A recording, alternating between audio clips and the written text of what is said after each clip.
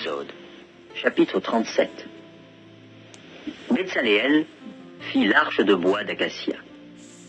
Sa longueur était de 2 coudées et demie, sa largeur d'1 coudée et demie, et sa hauteur d'1 coudée et demie.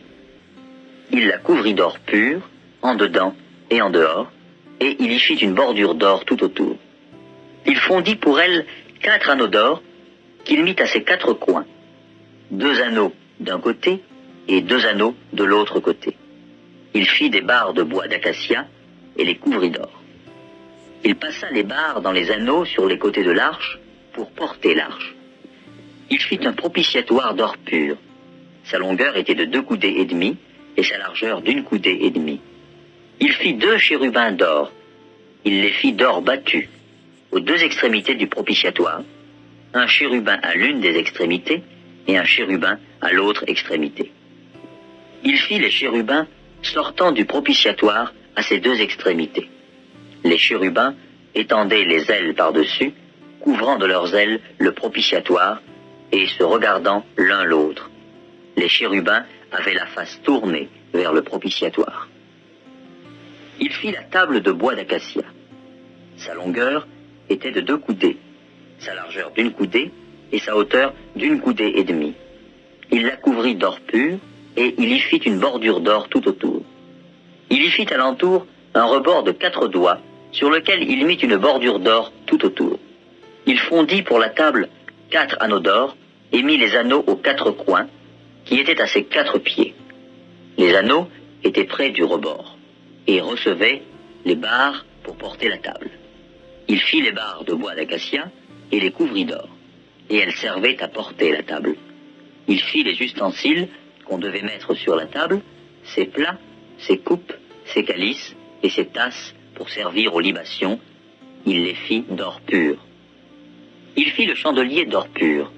Il fit le chandelier d'or battu. Son pied, sa tige, ses calices, ses pommes et ses fleurs étaient d'une même pièce. 6 branches sortaient de ses côtés, 3 branches du chandelier de l'un des côtés et 3 branches du chandelier de l'autre côté. Il y avait sur une branche 3 calices en forme d'amande, avec pommes et fleurs, et sur une autre branche 3 calices en forme d'amande, avec pommes et fleurs. Il en était de même pour les 6 branches sortant du chandelier. À la tige du chandelier, il y avait 4 calices en forme d'amande, avec leurs pommes et leurs fleurs.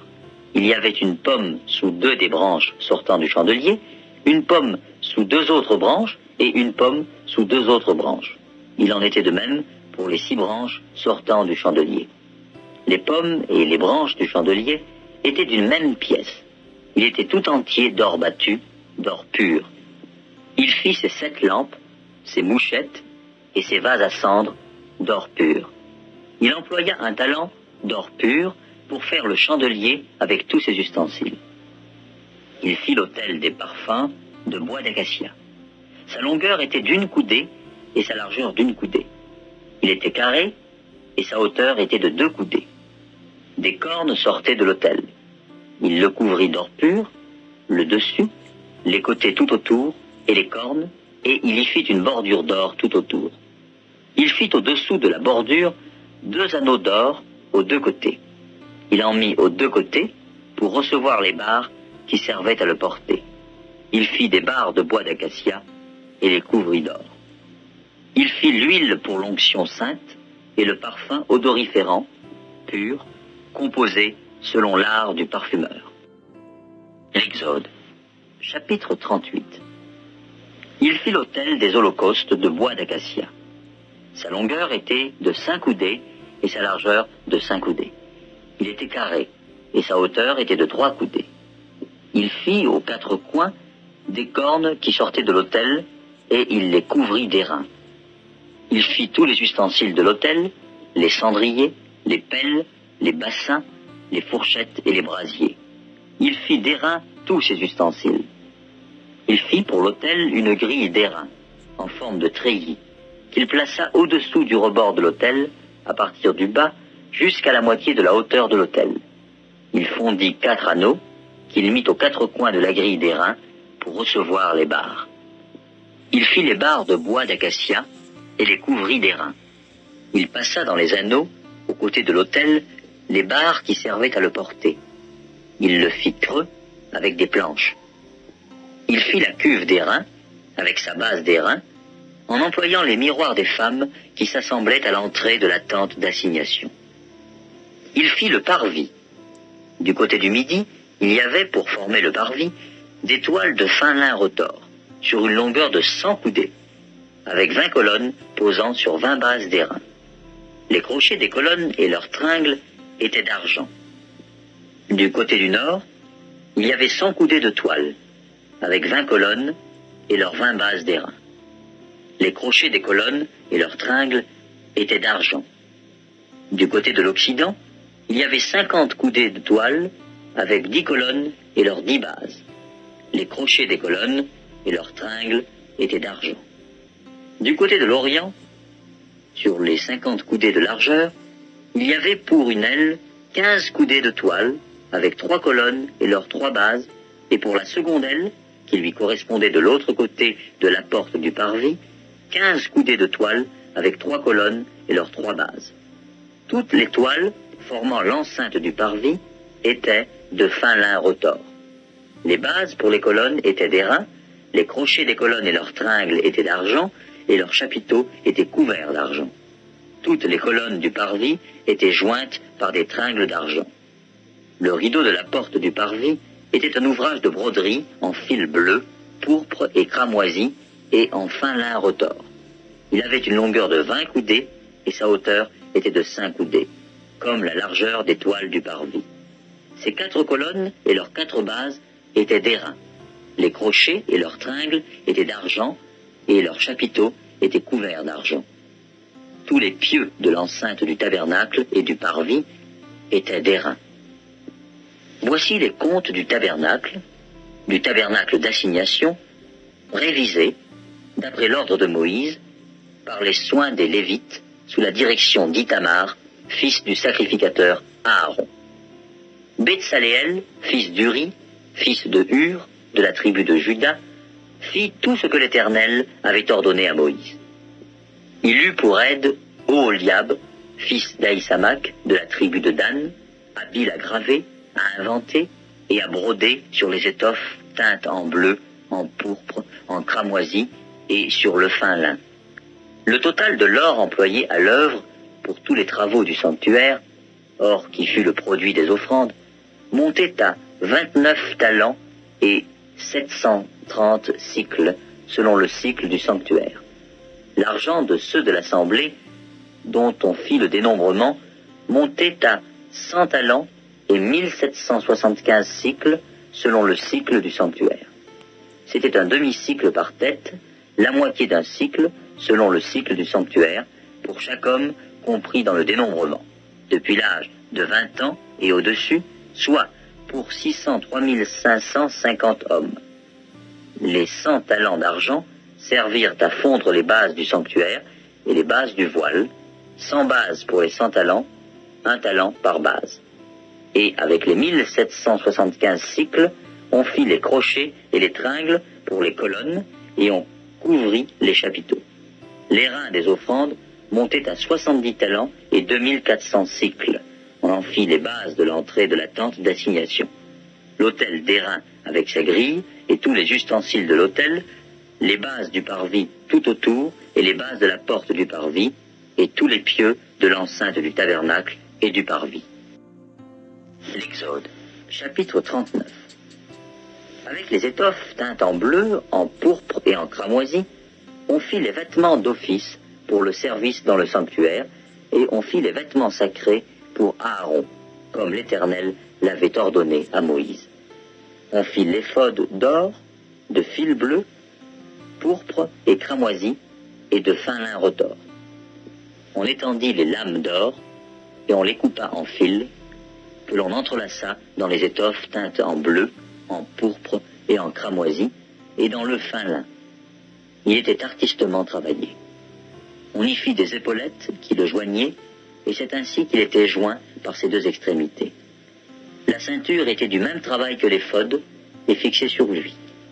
Elle était d'or, de fil bleu, pourpre et cramoisi, et de fin lin retors, comme l'Éternel l'avait ordonné à Moïse.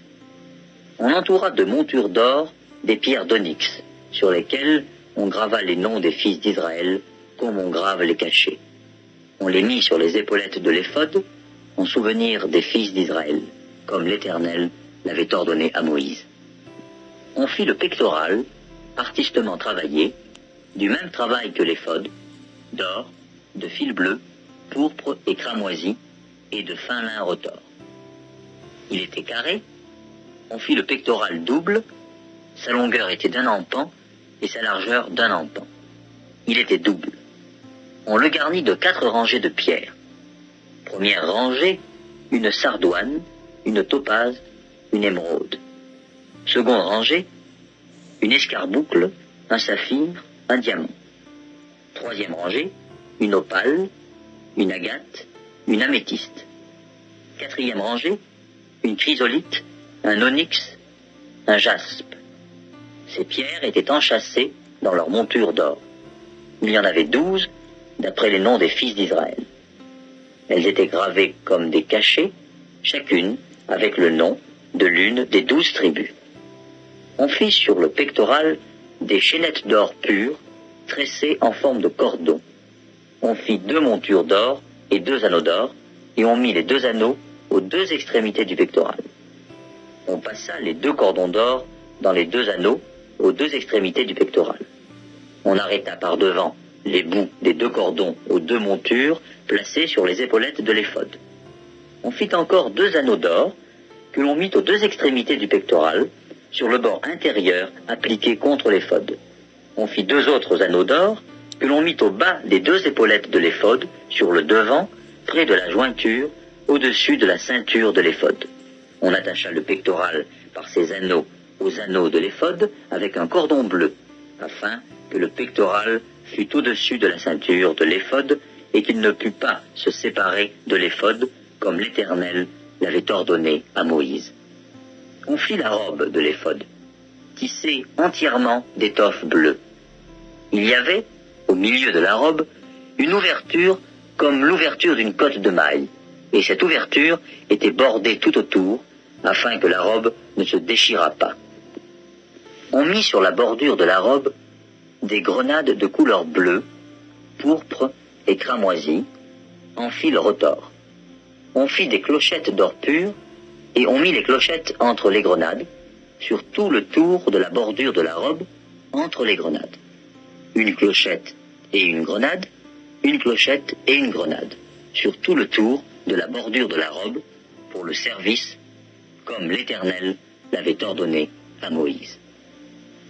On fit les tuniques de fin lin, tissées pour Aaron et pour ses fils, la tiare de fin lin et les bonnets de fin lin servant de parure, les caleçons de lin de fin lin retors, la ceinture de fin lin retors, brodée et de couleur bleue, pourpre et cramoisi, comme l'Éternel l'avait ordonné à Moïse. On fit d'or pur la lame, diadème sacré, et l'on y écrivit, comme on grave un cachet, sainteté à l'Éternel. On l'attacha avec un cordon bleu à la tiare, en haut, comme l'Éternel l'avait ordonné à Moïse. Ainsi furent achevés tous les ouvrages du tabernacle de la tente d'assignation. Les enfants d'Israël firent tout ce que l'Éternel avait ordonné à Moïse. Ils firent ainsi. On amena le tabernacle à Moïse, la tente et tout ce qui en dépendait, les agrafes, les planches, les barres, les colonnes et les bases, la couverture de peau de bélier teinte en rouge, la couverture de peau de dauphin et le voile de séparation, l'arche du témoignage et ses barres et le propitiatoire, la table, tous ses ustensiles et les pains de proposition, le chandelier d'or pur, ses lampes préparées, tous ses ustensiles et l'huile pour le chandelier, l'autel d'or, l'huile d'onction et le parfum odoriférant et le rideau de l'entrée de la tente, l'autel d'airain, sa grille d'airain, ses barres et tous ses ustensiles, la cuve avec sa base, les toiles du parvis, ses colonnes, ses bases et le rideau de la porte du parvis, ses cordages, ses pieux, et tous les ustensiles pour le service du tabernacle, pour la tente d'assignation, les vêtements d'office pour le sanctuaire, les vêtements sacrés pour le sacrificateur Aaron et les vêtements de ses fils pour les fonctions du sacerdoce. Les enfants d'Israël firent tous ces ouvrages en se conformant à tous les ordres que l'Éternel avait donnés à Moïse. Moïse examina tout le travail, et voici, il l'avait fait comme l'Éternel l'avait ordonné, il l'avait fait ainsi, et Moïse les bénit. L'Exode, chapitre 40. L'Éternel parla à Moïse et dit: Le premier jour du premier mois, tu dresseras le tabernacle, la tente d'assignation. Tu y placeras l'arche du témoignage, et tu couvriras l'arche avec le voile. Tu apporteras la table, et tu la disposeras en ordre. Tu apporteras le chandelier, et tu en arrangeras les lampes.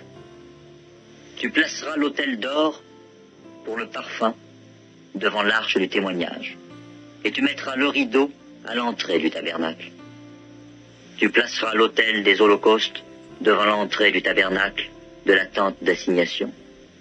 Tu placeras la cuve entre la tente d'assignation et l'autel, et tu y mettras de l'eau.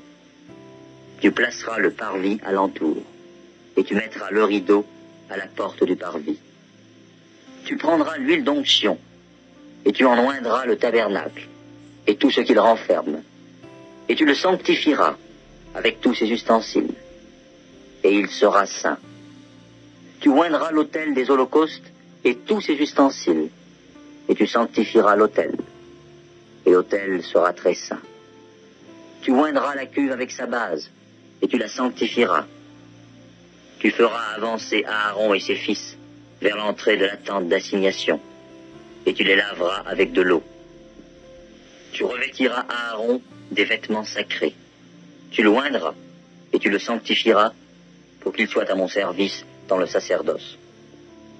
Tu feras approcher ses fils. Tu les revêtiras des tuniques, et tu les oindras comme tu auras oint leur père, mais qu'ils soient à mon service dans le sacerdoce. Cette onction leur assurera à perpétuité le sacerdoce parmi leurs descendants. Moïse fit tout ce que l'Éternel lui avait ordonné. Il fit ainsi. Le premier jour du premier mois de la seconde année, le tabernacle fut dressé. Moïse dressa le tabernacle, il en posa les bases, plaça les planches et les barres, et éleva les colonnes. Il étendit la tente sur le tabernacle, il y mit la couverture de la tente par-dessus, comme l'Éternel l'avait ordonné à Moïse. Il prit le témoignage et le plaça dans l'arche. Il mit les barres à l'arche, et il posa le propitiatoire au-dessus de l'arche. Il apporta l'arche dans le tabernacle, il mit le voile de séparation, et il en couvrit l'arche du témoignage, comme l'Éternel l'avait ordonné à Moïse. Il plaça la table dans la tente d'assignation, au côté septentrional du tabernacle, en dehors du voile, et il y déposa, en ordre, les pains, devant l'Éternel, comme l'Éternel l'avait ordonné à Moïse. Il plaça le chandelier dans la tente d'assignation, en face de la table, au côté méridional du tabernacle. Et il en arrangea les lampes devant l'Éternel, comme l'Éternel l'avait ordonné à Moïse. Il plaça l'autel d'or dans la tente d'assignation, devant le voile, et il y fit brûler le parfum odoriférant, comme l'Éternel l'avait ordonné à Moïse. Il plaça le rideau à l'entrée du tabernacle. Il plaça l'autel des holocaustes à l'entrée du tabernacle de la tente d'assignation. Il y offrit l'holocauste et l'offrande, comme l'Éternel l'avait ordonné à Moïse. Il plaça la cuve entre la tente d'assignation et l'autel, et il y mit de l'eau pour les ablutions. Moïse, Aaron et ses fils s'y lavèrent les mains et les pieds. Lorsqu'ils entrèrent dans la tente d'assignation et qu'ils s'approchèrent de l'autel, ils se lavèrent comme l'Éternel l'avait ordonné à Moïse. Il dressa le parvis autour du tabernacle et de l'autel, et il mit le rideau à la porte du parvis. Ce fut ainsi que Moïse acheva l'ouvrage.